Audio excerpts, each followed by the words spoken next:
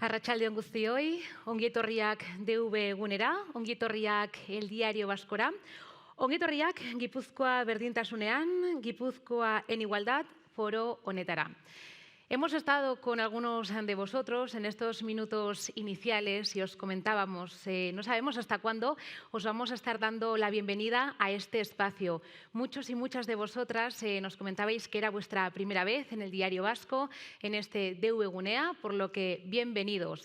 Al igual que llevamos haciendo desde el pasado mes de mayo, esto se convertirá a partir de ahora y en los próximos minutos en una ventana para desarrollar y reflexionar todo lo relacionado con la igualdad.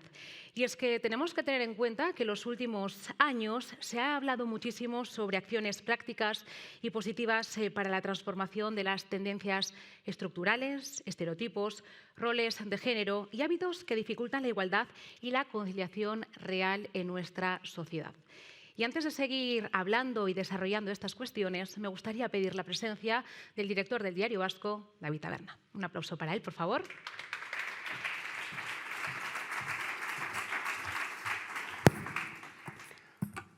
Arratsaldeon, denori, mila esker etortzeagatik, ongi etorri DV Gunera, ongi etorri azterketa eta eztabaida plaza honetara. Buenas tardes, bienvenidos al DV Gunea, bienvenidos al Diario Vasco, a esta plaza convertida ya en foro de análisis y de debate sobre los principales retos de Guipúzcoa y de Euskadi. Entre ellos, como no, tiene que figurar con letras mayúsculas el reto de la igualdad.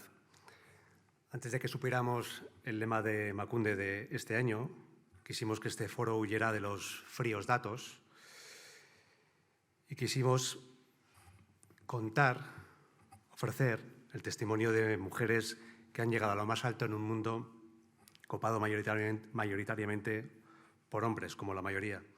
Solo puedo agradecerles la presencia de nuestras tres invitadas de excepción, agradecer por acudir a esta cita. Dicen los datos que el 60% de los alumnos de grado superior son mujeres, pero luego solo ocupan el 6% de los cargos directivos. Se han dado pasos, pero aún hay mucho que hacer en el plano institucional y legislativo, en el empresarial, por supuesto, y también en el ámbito familiar, en el ámbito doméstico. Si cuando hablamos de romper techos de cristal, hablamos también de conciliación.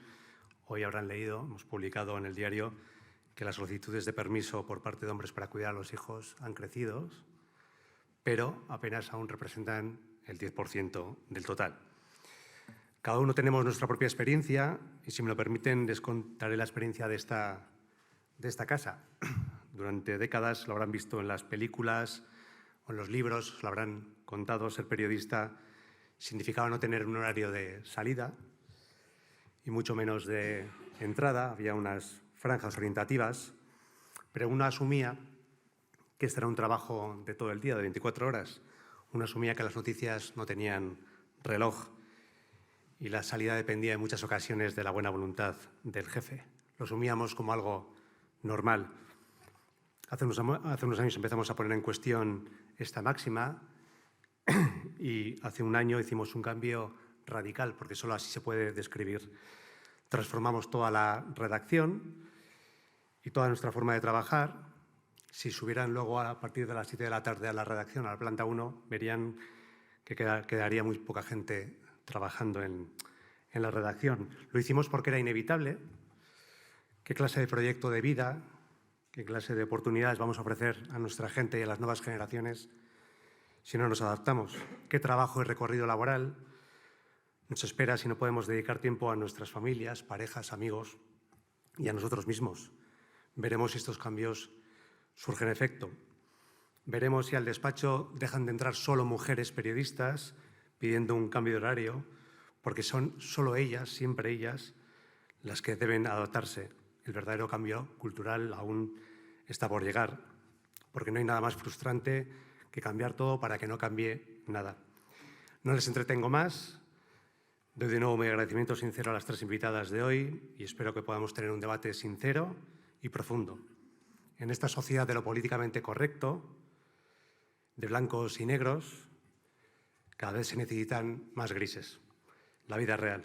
Estamos deseando escucharlas. Berriz mila esker, denoi etortzeagatik, bienvenidos a Gipuzkoa en Igualdad.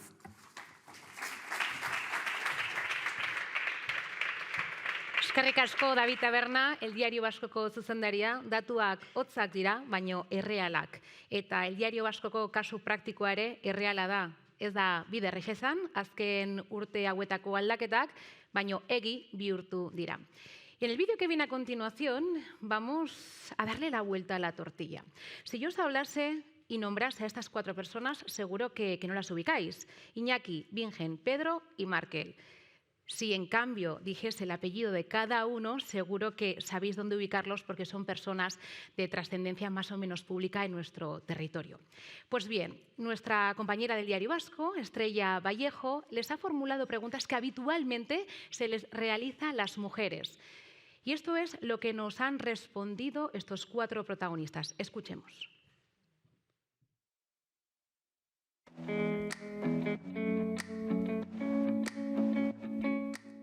¿Cuántas veces hemos escuchado o leído en entrevistas a mujeres preguntas sobre sus renuncias, sobre cómo concilian? Y si esto se lo preguntáramos a los hombres, ¿nos resultaría igual de oportuno o pertinente? ¿Ha tenido que renunciar a su vida personal por su carrera profesional? No, no he tenido que renunciar a mi vida personal. Bueno, eso igual habría que preguntárselo a mi mujer, que es quien ha padecido las consecuencias de mi trabajo, ¿no? Cualquier opción siempre renuncia. Lo he podido compaginar bien, tanto a nivel de pareja como a nivel de hijos. Yo creo que he tenido la suerte de poder estar mucho con ellos. ¿Llegaron a valorar el posponer esa paternidad por su carrera profesional o afectó de alguna forma? Ni he pospuesto mi paternidad por la carrera laboral, ni mi carrera laboral se ha visto afectada por mi paternidad. No sé si mi mujer puede decir lo mismo. Sí que no tuve ninguna baja por paternidad, pero porque nada más tener los hijos tuve que entrenar el siguiente día, jugar los partidos. No sé si en algún momento se ha sentido culpable por no poder estar en casa todo lo que le gustaría.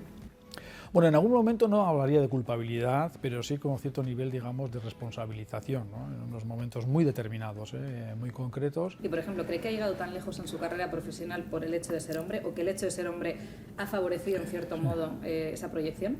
Bueno, no lo creo, no. Quizás el hecho de haber formado la familia tarde, pues me ha permitido igual dedicarme con más entusiasmo. Está claro que el ser hombre no me ha perjudicado, lo cual indirectamente se puede calificar como un elemento de favorecimiento, ¿no? Y a lo largo de su carrera le han hecho muchas entrevistas. Sí. No sé si en alguna ocasión le han hecho estas preguntas que le acabo de hacer. Es la primera vez que tengo que responder a preguntas, digamos, que me afectan no como profesional, sino como hombre, como pareja y como padre. No, la verdad que directamente la conciliación familiar, la verdad que yo creo que es la primera vez que me han hecho. Sí me han preguntado si he tenido que renunciar a mi vida personal, pero nunca me han preguntado si he tenido que conciliar mi vida familiar.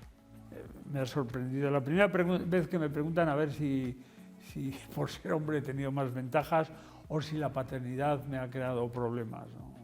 No.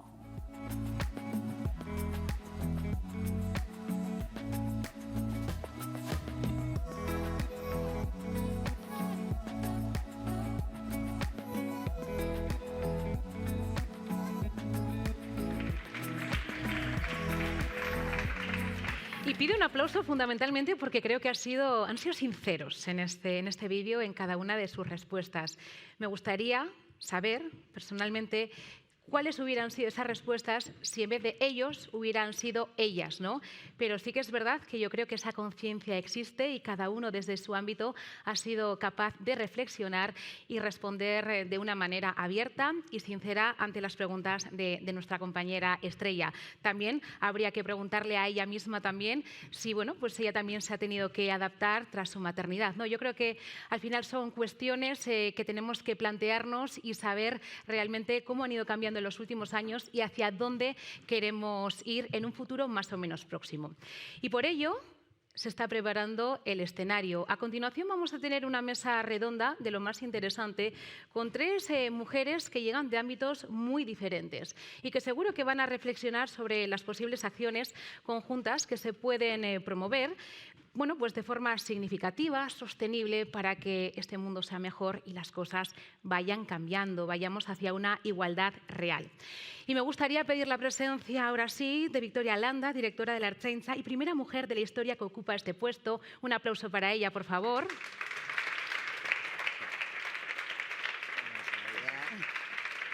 No te dejes los apuntes ahí en la esquinita. Muchísimas gracias. Bienvenida, Victoria. Gracias por aceptar la invitación a este foro.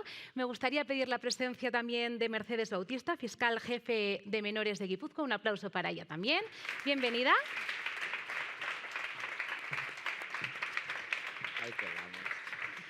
Y otra mujer que viene de un ámbito absolutamente diferente. Azu Muguruza, entrenadora del baloncesto de IDK. Un aplauso para ella, por favor. Bienvenida, Azu. Me alegro mucho verte. Y la persona, mujer, que va a moderar esta mesa redonda es la periodista del Diario Vasco, Verónica Melo. Verónica, cuando quieras, otro aplauso para ella.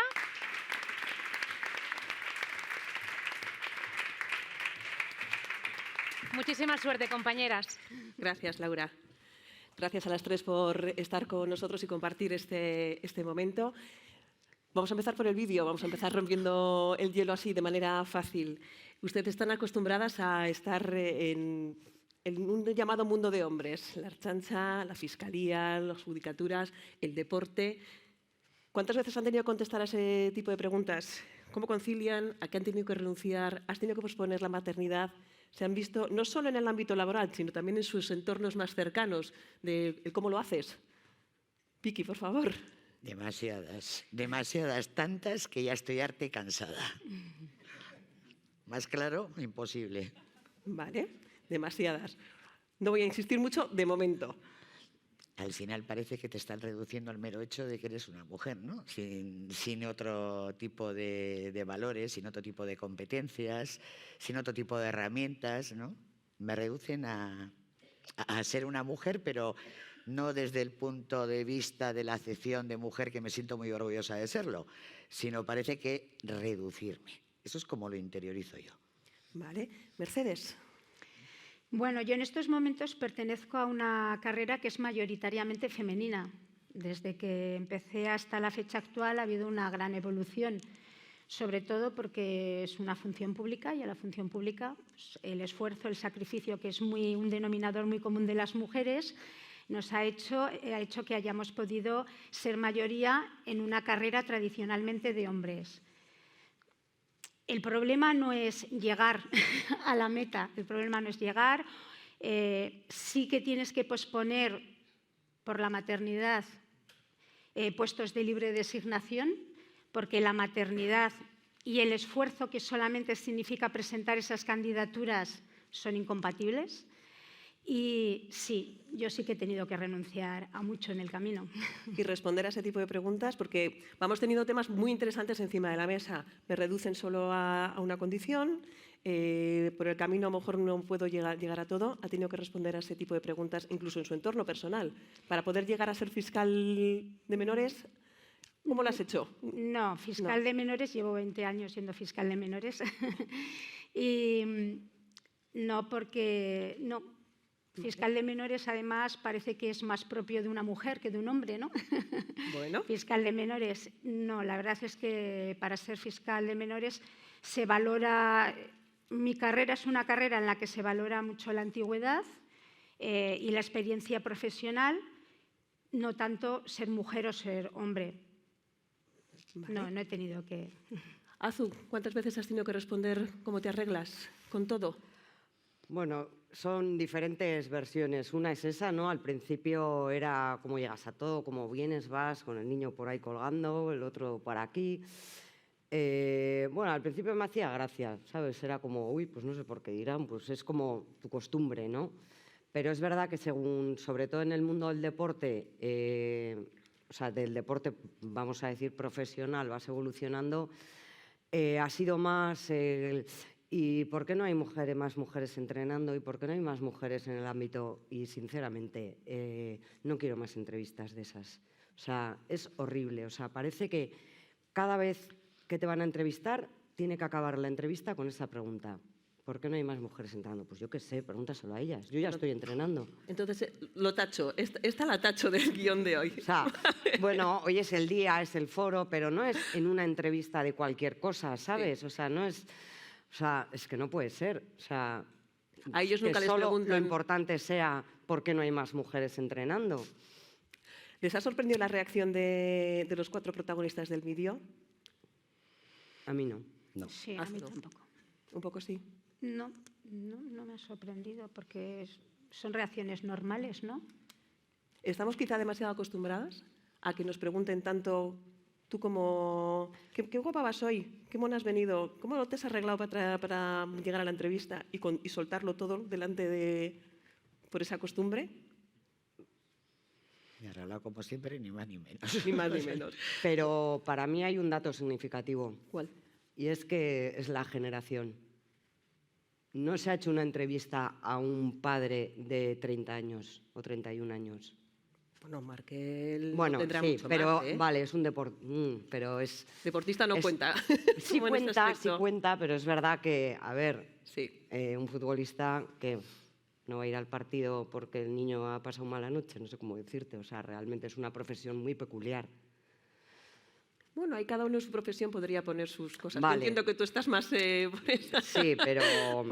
por ese lado. Vale. Vamos a ir conociendo un poquito más a nuestras protagonistas y cuál ha sido su trayectoria y cómo hemos ido evolucionando en esta vivencia laboral de ser mujeres, del día a día. Vamos a empezar a hacer con Vicky Landa, se llama Victoria, pero me gusta que le llamen Vicky, directora de la Archancha. Sí, ¿no? Ella es la primera directora, como nos decía Laura Chamorro, de la Archancha, un cuerpo que tiene trabajando a 7.734 personas, que es una gran empresa, vamos a decirlo así, ¿no?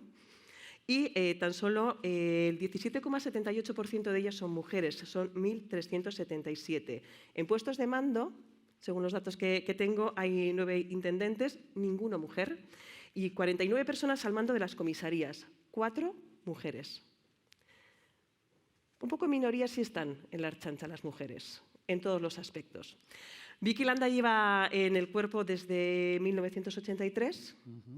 Imagino que las cosas han cambiado mucho en el cuerpo de la Archancha, desde el pequeño detalle del uniforme.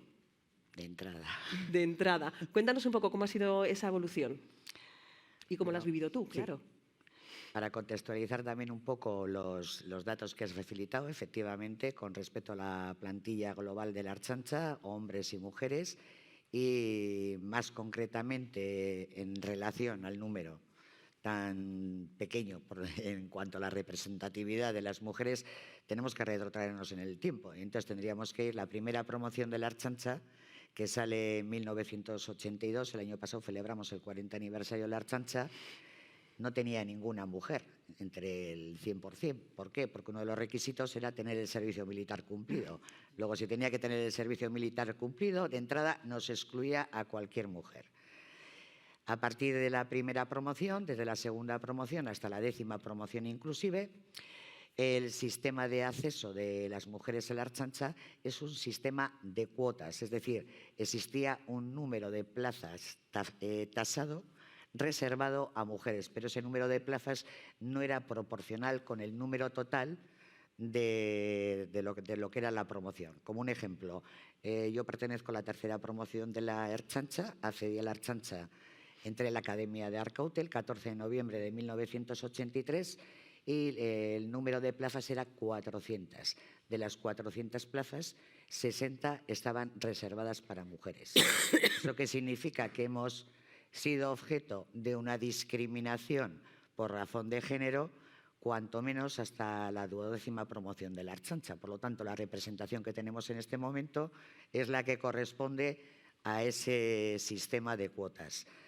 A partir del año pasado ya hemos puesto en marcha el primer plan de promoción de la mujer para el ingreso a la escala básica de la Archancha, que lo que pretende es todo lo contrario, es decir, hacer un sistema de una reserva de plazas progresiva reservadas para mujeres, empezando este año con la presentación de la OPE que tuvimos en enero, sería un 35% de plazas, el año que viene subiríamos a 37 en el 2024 En el 2025 elevaríamos a un 39% y en el 26 a un 40%. De esa manera, gradualmente conseguiremos una representación equilibrada de la mujer en la Ertzaintza.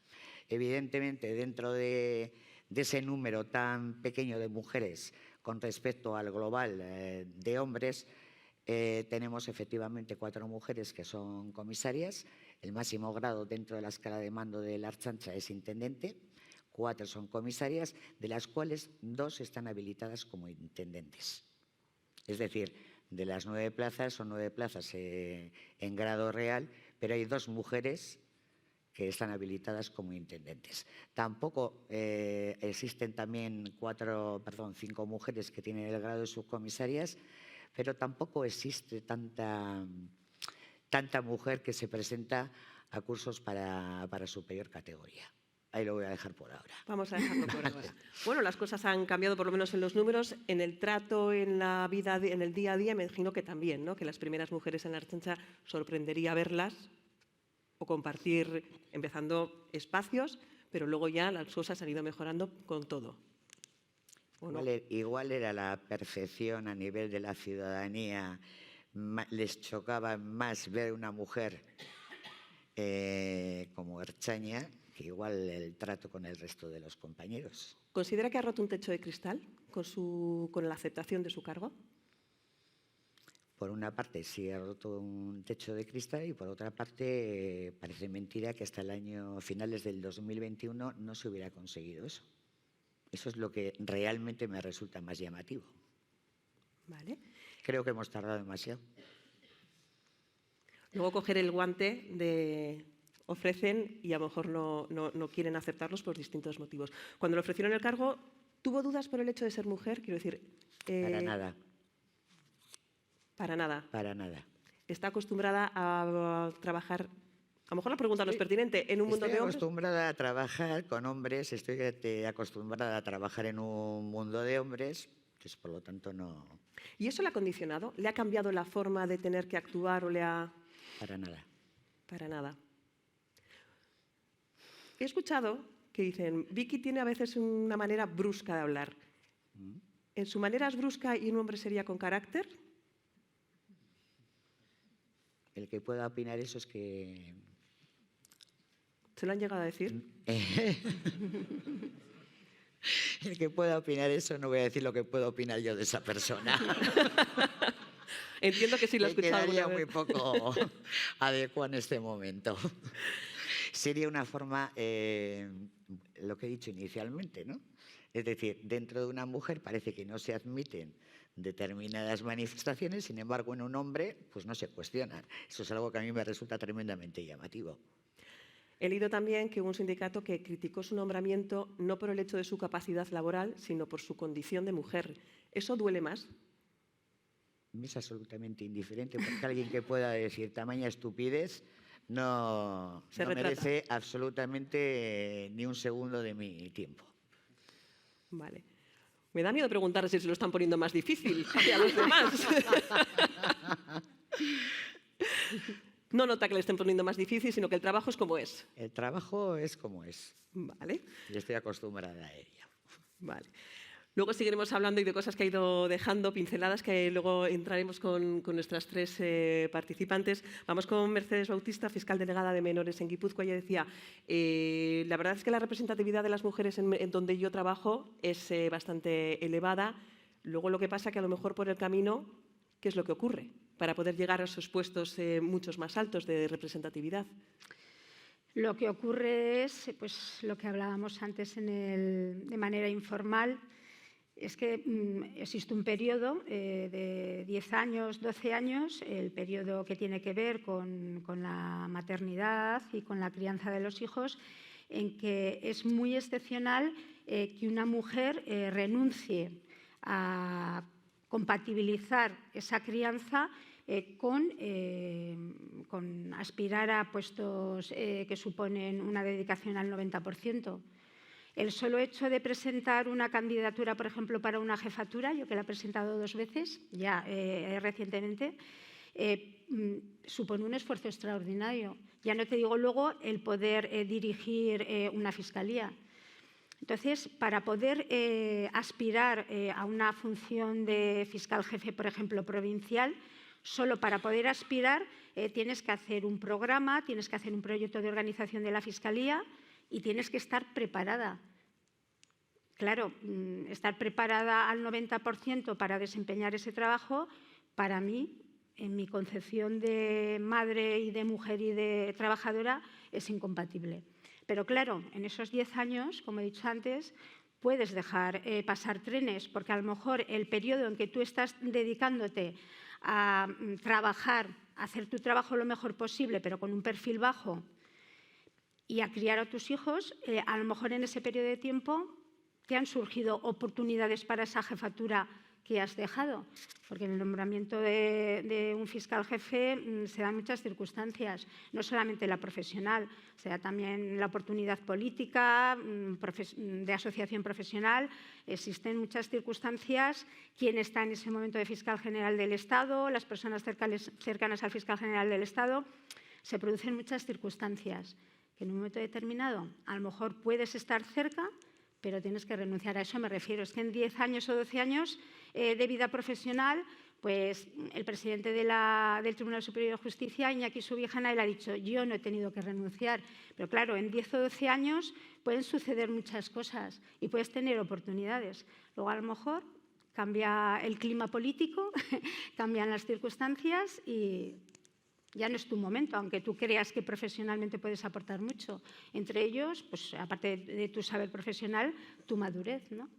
Pero cuando estás madurita, a lo mejor ya el momento ha pasado. Usted suele definir la igualdad. Bueno, me comentaba que para usted la igualdad es un concepto equívoco.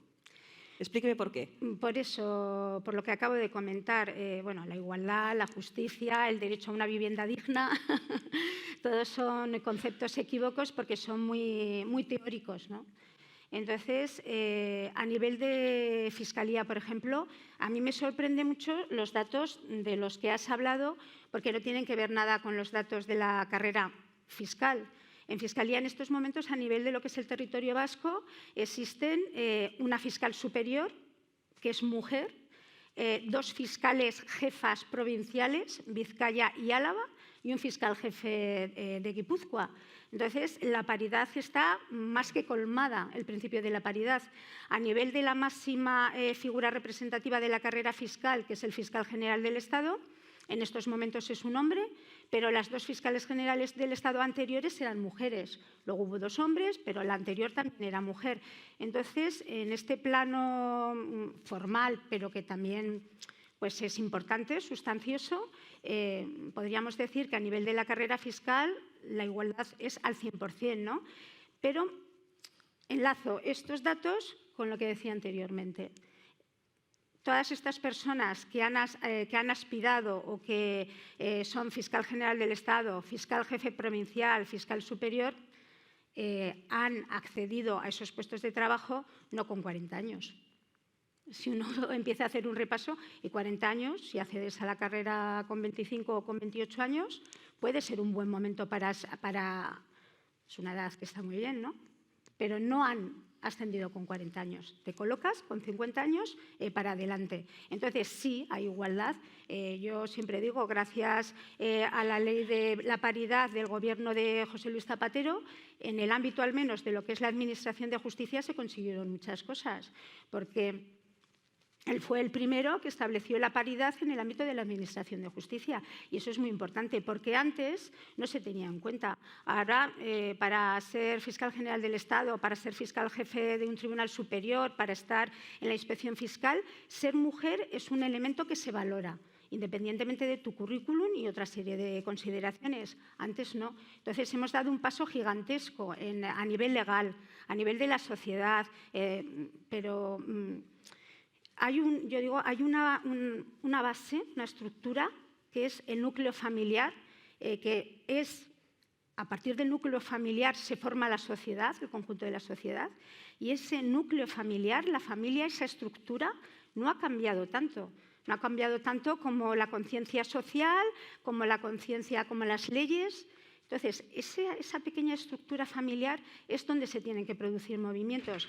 Y mi experiencia... Yo tengo 2 hijos, chico y chica, con una madre trabajadora, deportista, peleona, que en casa exige la igualdad, y puedo decir que la mentalidad del entorno cercano a los varones de determinada edad sigue siendo una mentalidad, perdonad la expresión, pero machista. O sea, todavía los chavales, lo que comentábamos antes, mujer tenías que ser. Todavía cuando les hablas de igualdad te dicen, pero qué igualdad, qué igualdad, qué igualdad. O sea, en la estructura familiar, no sé por qué, porque las mujeres pretendemos ser, bueno, yo no quiero ser superwoman, pero nos ponen ese calificativo, no sé por qué motivo o circunstancia. A lo mejor somos responsables, ¿no?, en cierta medida, porque llegas a casa, tiene que estar todo bien, todo perfecto, llegas a casa, tú eres la que mandas, la que diriges, la que organizas, llegas al trabajo, la que mandas, la que diriges, la que organizas, y al final, claro, no sé, igual algo está fallando. Algo está fallando, y yo, en mi experiencia de fiscal, como fiscal de menores, que llevo 20 años en esta materia, creo que tengo ya un poquito de experiencia para hacer una valoración en el tiempo de cómo está evolucionando la juventud en Guipúzcoa, que es donde yo ejerzo mi función. No veo que en estos 22 años la mentalidad de los jóvenes, al menos los que llegan a la Fiscalía, haya cambiado tanto. Entonces, si a pesar de todas las campañas informativas que se están haciendo, si estos debates tan interesantes como el que está organizando el Diario Vasco, si de la modificación de leyes, las campañas que hacen los políticos, porque esto está bien decirlo, pero también vende decir igualdad, ¿no? Vende a todos los niveles. Entonces, a pesar de todas las campañas que se están haciendo, si todavía llegan a la Fiscalía de Menores comportamientos que no apelan o que no hablan de una igualdad de género, ¿qué está fallando? Eso es lo que como conjunto, como sociedad, como instituciones nos tenemos que plantear.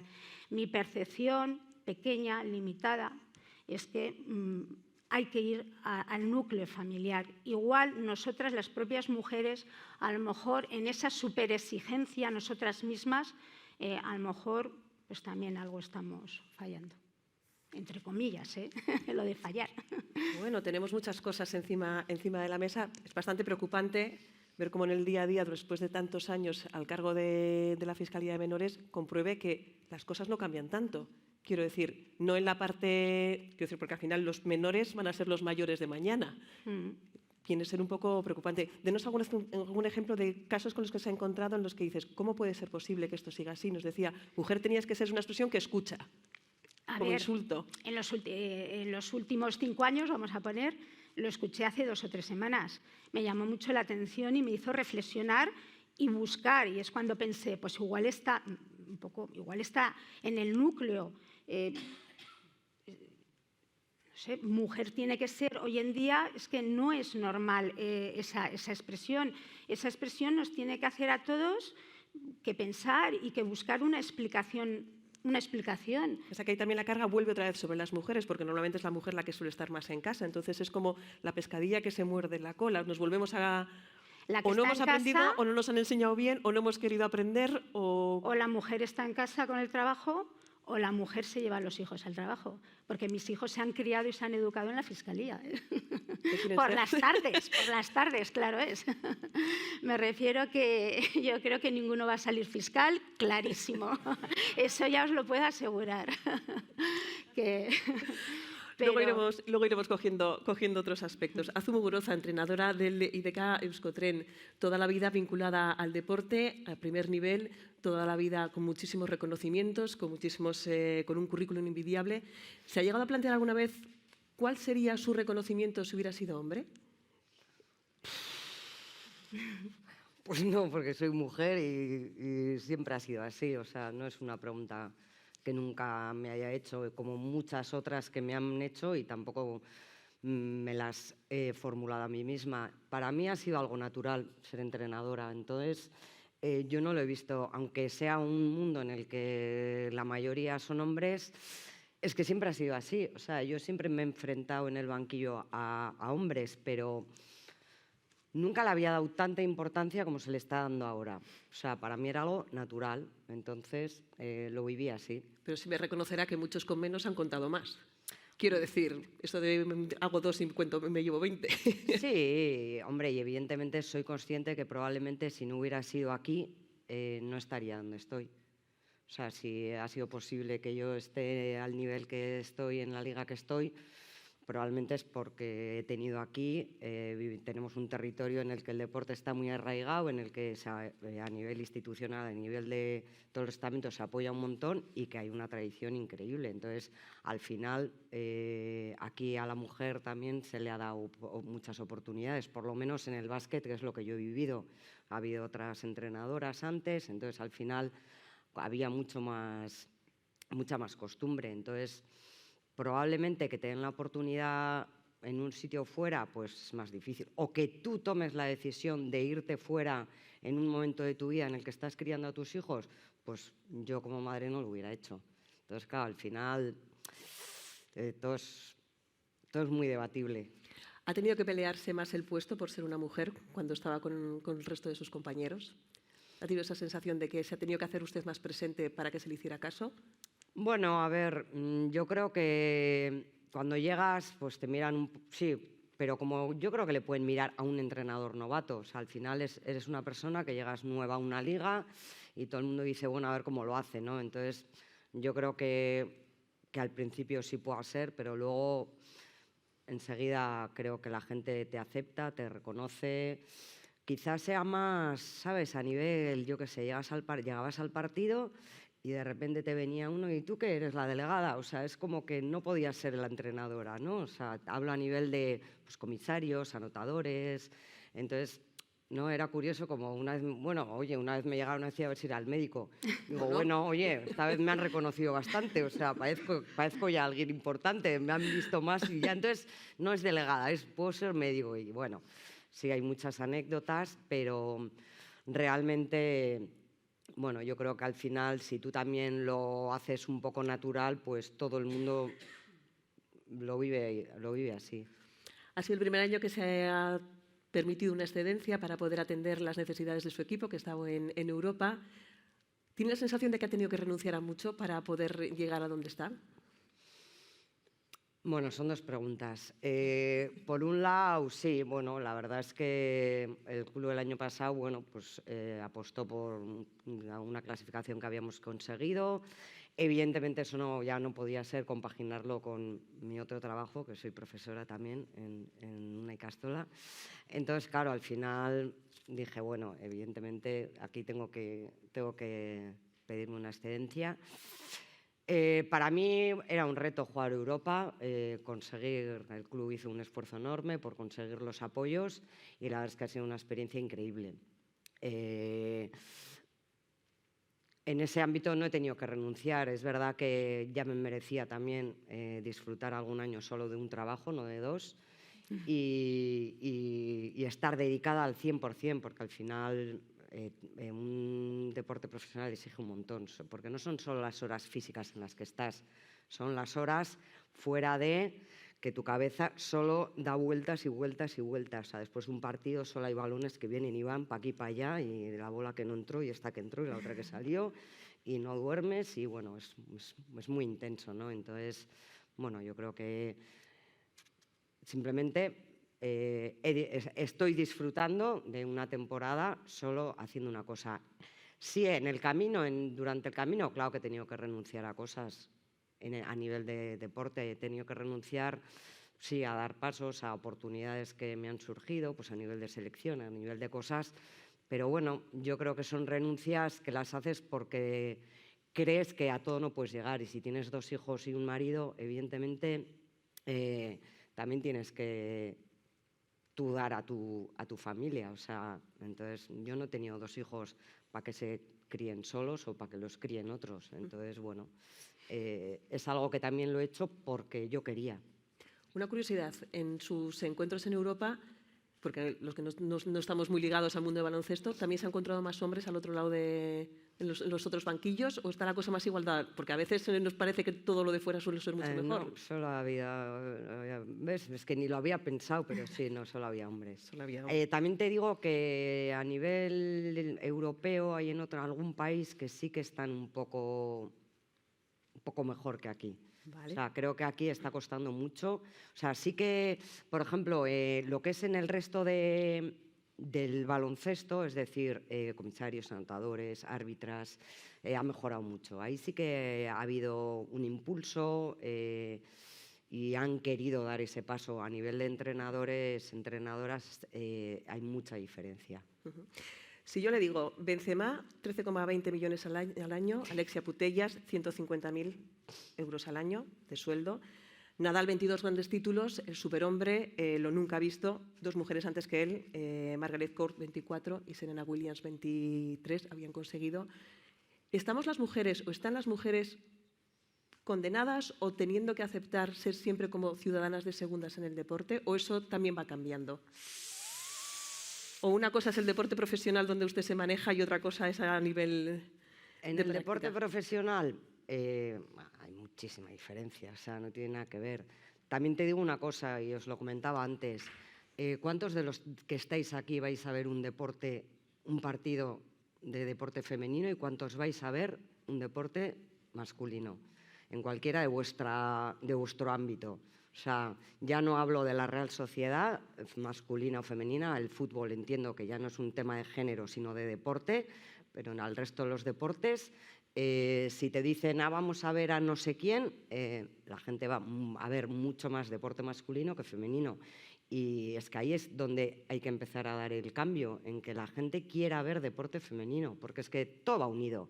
Y si la gente va a ver, hay más repercusión, se va generando en base a todo, no solo en base a queremos ser iguales. Queremos ser iguales, eso es una utopía.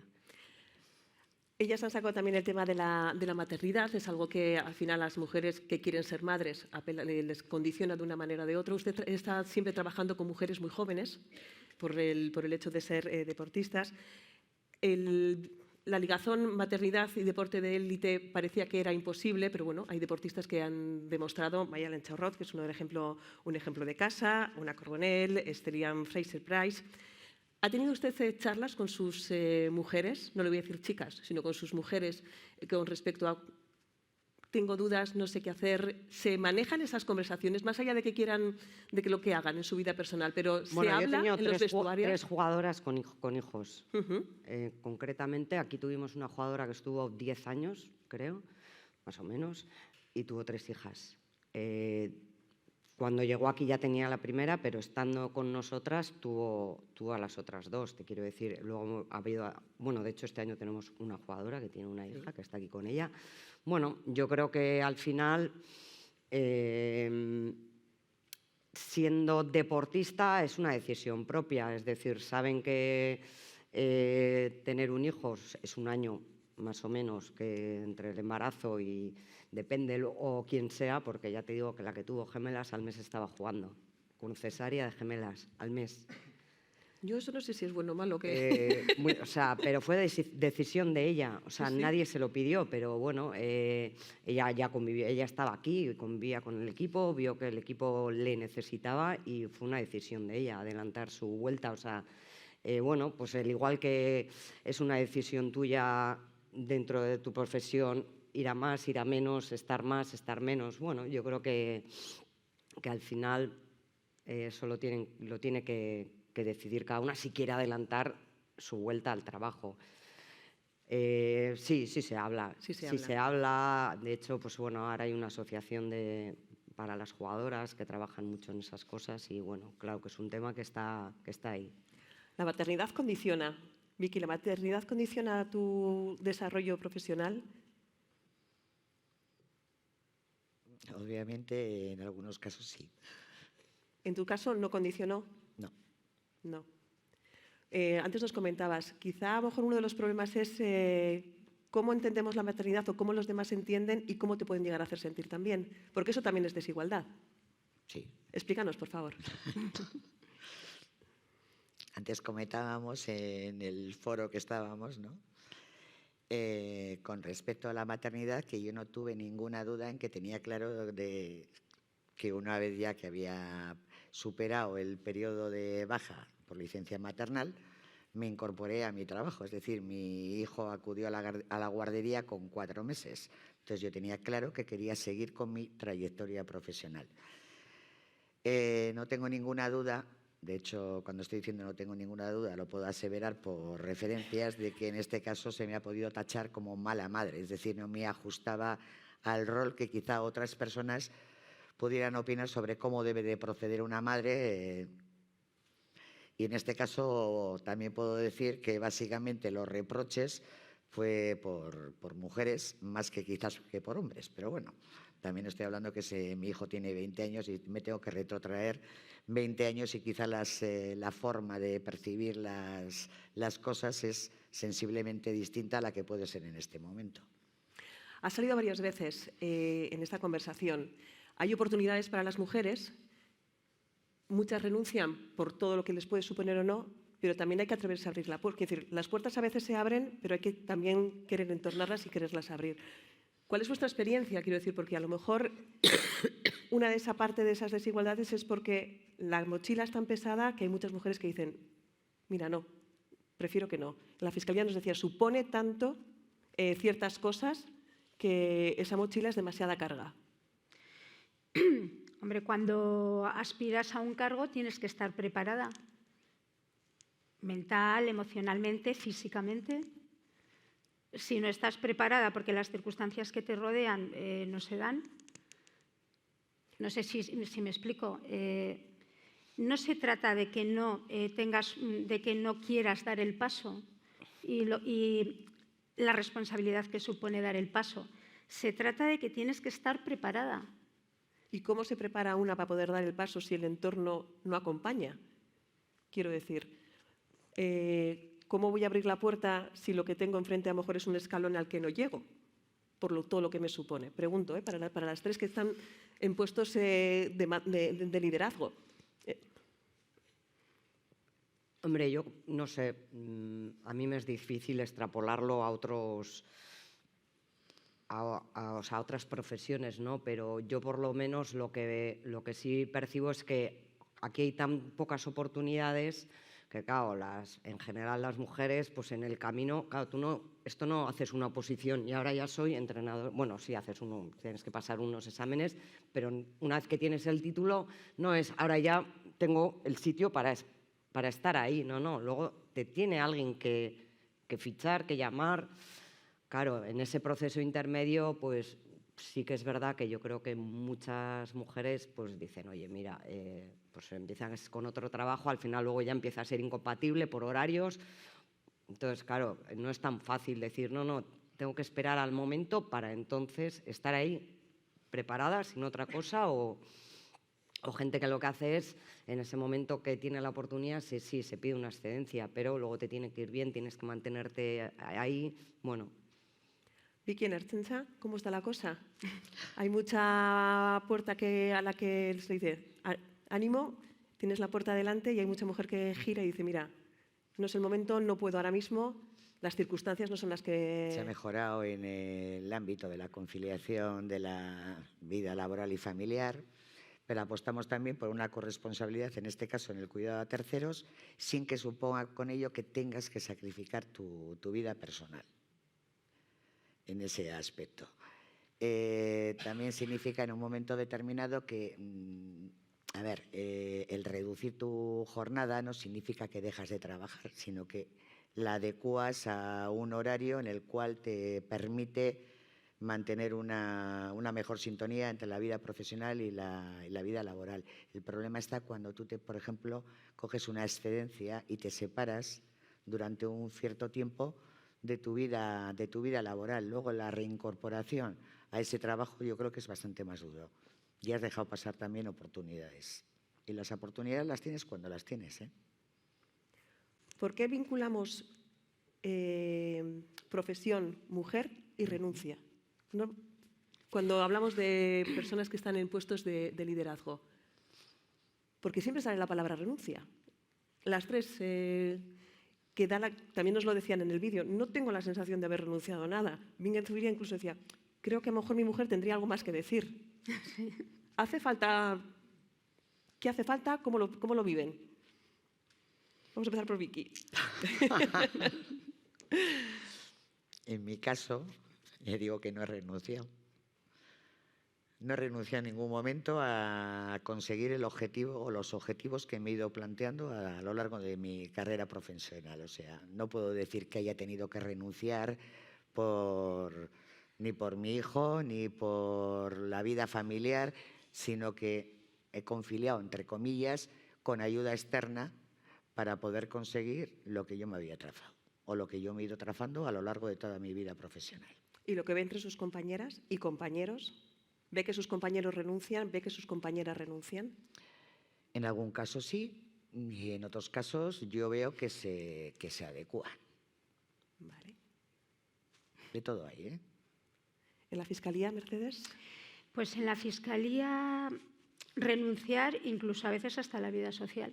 Yo recuerdo que cuando mis hijos eran pequeños, pues tenían 1 y 3 años, la puerta de mi despacho estaba cerrada a todo el mundo, porque si yo no aprovechaba a tope, y a tope significa no perder el tiempo ni siquiera hablando con los compañeros, si no aprovechaba a tope, es que luego en casa todavía iba a tener que trabajar más, porque yo siempre me iba a casa, como decían mis hijos, las carpetas verdes.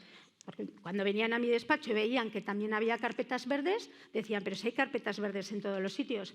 Entonces, en mi caso, la renuncia, y comparando con las compañeras que ahora pues, están en ese periodo, ¿no?, de crianza, renuncias, pero a una cosa tan sencilla como relacionarte con tus compañeros e irte a tomar un café. O sea, hablamos también de profesiones con una carga de trabajo importante, con unos temas muy sensibles y entonces, si ya estás renunciando a irte con los compañeros a tomar un café, ¿a cuántas cosas no has renunciado? O sea, durante un periodo de tiempo fue un auténtico error. Ahora, si tuviera que volver a repetir, no lo haría. Y yo le digo a mis compañeras mujeres, ni se os ocurra cometer el error que hice yo, porque la relación social y la relación con los compañeros es muy importante en el trabajo, a todos los efectos, o sea, para compartir casos, pero a todos los efectos. Y si desde luego en este trabajo no te sabes bien relacionar a nivel social, ninguna puerta se te va a abrir y ni vas a poder llegar a ningún techo. O sea, la renuncia ha sido muy importante en mi caso, sí. Azu, en tu caso.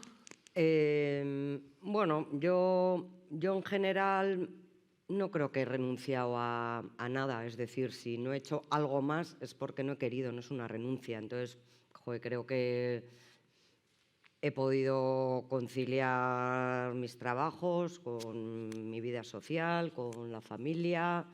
Bueno, a base de mucho esfuerzo, sí, pero la verdad es que no tengo esa sensación.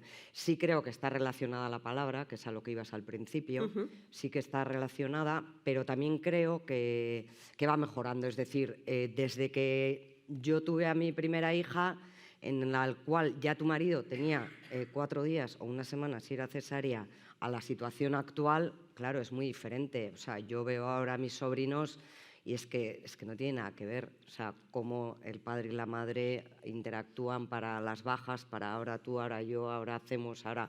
O sea, veo que es muy diferente a la situación que nosotros teníamos. Entonces, bueno, antes alguna ha comentado, igual nosotras también hemos hecho algo mal. Bueno, yo creo que, nosotras venimos primero de una educación totalmente diferente en la que en general nuestras madres no trabajaban, eran amas de casa, el padre era el que iba a trabajar, bueno, todo el pim, pim, pam, pum.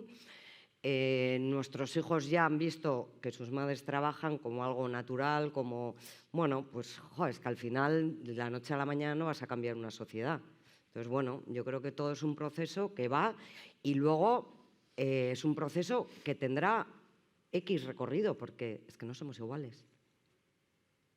No somos iguales, el hombre y la mujer. Entonces, bueno, pues habrá las diferencias que tenga que haber. Y es que así tiene, o sea, es que no lo veo como algo a más negativo, ni mucho menos. Entonces, bueno, y luego habrá casos y casos, familias y entornos y muchas diferencias. Me voy a quedar con esa última parte. ¿Somos iguales? ¿O no somos iguales? Para ir cerrando, ¿somos iguales o no somos iguales? ¿Somos iguales pero no se debe dar la desigualdad? ¿Con qué os quedáis?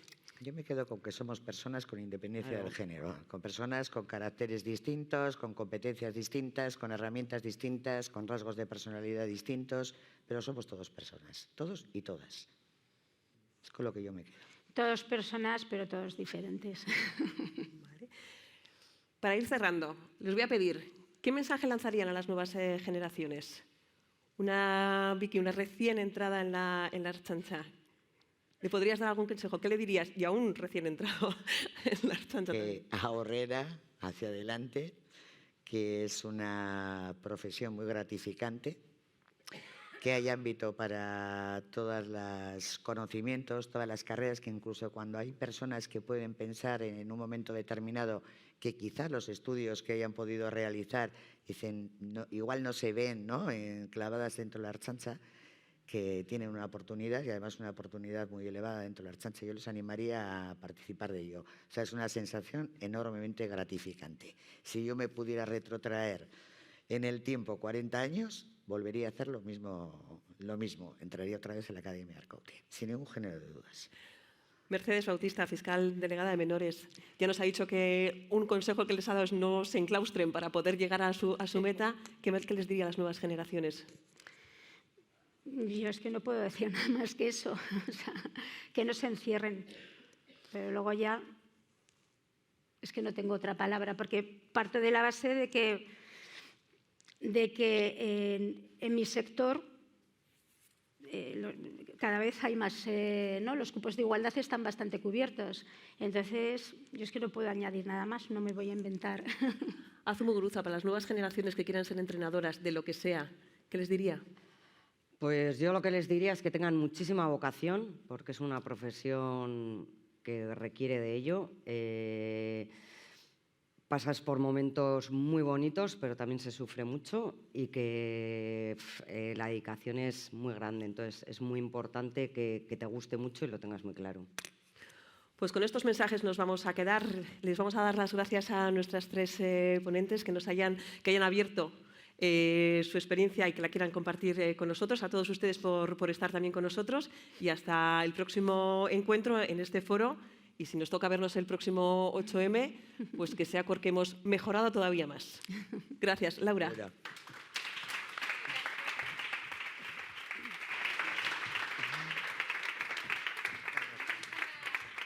¿Eh?